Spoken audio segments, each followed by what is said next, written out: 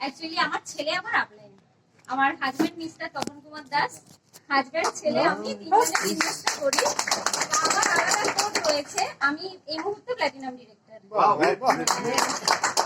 দীর্ঘ 6 মাস আগে, মানে এখানে সবাই শুনে রাখুন, সবাই মানুষ ভাবেন যে টিম ভেঙে গেল মানেই নিজে শেষ, সেটা কখনোই না। মানে ছেলে হাজবেন্ডের বিজনেস ওনারা করছে, ওনার মতোই করছে ওনারা, কিন্তু আমি চাই আমার টিমকে আমি আমার মতো কাজ করব, আমি নিজের পেহচান বানাতে চাই, আমি নিজে কিছু করতে চাই।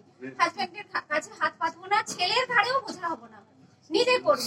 তো সেই টিম ভাগার কথা, যেটা আমার একটা বড় এলপি মিলে কার্ড অ্যাচিভার অলরেডি হয়ে গেছে সে, কিন্তু ও হঠাৎ করে কিছু একটা কি জাগলো ওনার মাথায় জানি না, নানা রকম কারণে উনি একদম অলরেডি টোটালি মোদিকে বদনাম করে একদম চলে গেছে।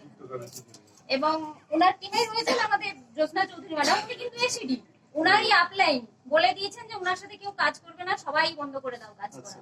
মানে টিম পুরো একদম বসে গেছিল। সেই জায়গায় উনি যে সাথ দিয়ে চলছেন, এবং আমি আমার কয়েকজনকে নিয়ে আজকে আসতে পেরেছি, গত সপ্তাহে অনেকজন এসেছিলেন। তো আমরা ট্রেনে এসেছি স্টিলে, ওখানে আমরা 7:20-25 স্টিল ধরি, আবার এখানে 5:25 স্টিল ধরে আবার ব্যাক করি, আমরা 8:30 দিকে 8:30 বাড়ি পৌঁছে যাই। তো সেই জায়গা থেকে ভেঙে না পড়ে শক্ত হাতে নিজের যে স্ট্রং ডিসিশন নিয়েছি, আমাকে কাজ করতে হবে, মোদিকে আমি করে দেখাবো, এবং যেই মানুষটা আমাকে ছেড়ে চলে গেছে তাকে দেখাবো যে এখান থেকে কিছু করা যায়।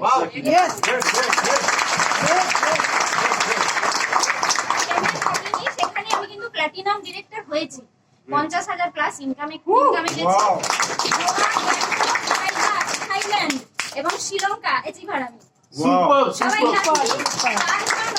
আমার জমে আছে, আমি কার নেব, কিন্তু ভালো মতো নেব। অলরেডি আমার ফ্যামিলিতে একটা কার চলে এসেছে 2 বছর আগে, সেই জন্য কার নেওয়ার মাথা ঘামাচ্ছি না, কিন্তু নিজে তো একটা কার নেব, আমি নিজে ড্রাইভ করার খুবই ইচ্ছে।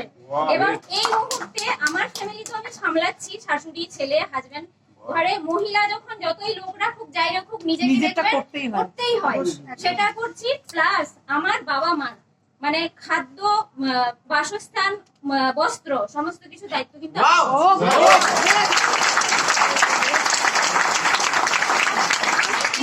নিজেকে স্ট্রং মনে করি যে আমি যতক্ষণ আছি মোদি কেয়ারকে ছাড়বো না, এবং এইভাবে স্ট্রংলি এগিয়ে যাবো। এবং আমার টিমকেও সেটা শেখাচ্ছি যে তোমরাও শক্ত হাতে এগাও, কে কি বললো না বললো কিছু যায় আসে না, লক্ষ্য একটা স্থির রাখো যে এটা আমি করব, এবং এই প্ল্যাটফর্মটা আমাকে পেতে হবে, আমাকে এখানে পৌঁছতে হবে।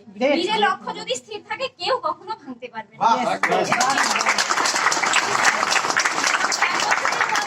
আমি মিলেনিয়ার হচ্ছি, এটা আমার কমিটমেন্ট।